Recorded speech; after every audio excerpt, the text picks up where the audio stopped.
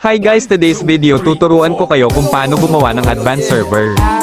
Matagal na tong tricks na to, dati na fix na to ni Monton, iwan ko ba ba't bumalik yung bug, kaya sa mga gustong gumawa dyan, gumawa na kayo, baka ma-fix na ulit ni Monton. Step 1, dapat may extra kayong advanced server o kaya manghiram kayo tas i-login ninyo muna.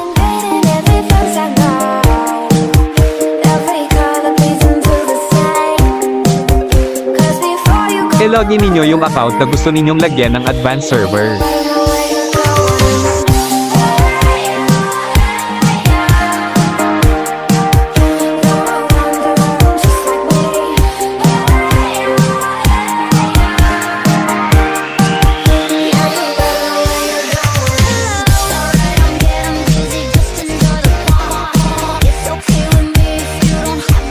I-okay nyo pagkatapos i-off nyo yung data nyo. Hintayin nyo mawala yung umiikot na bilog bago nyo i-on yung data.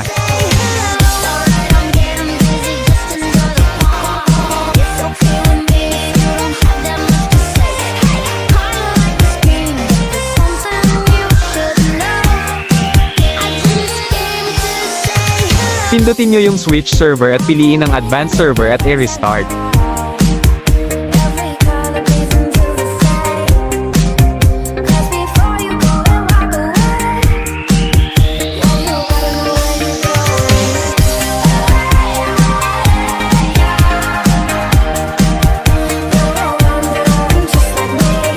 So ayun, gumana nga, kayo na bahala kung ano ipapangalan nyo.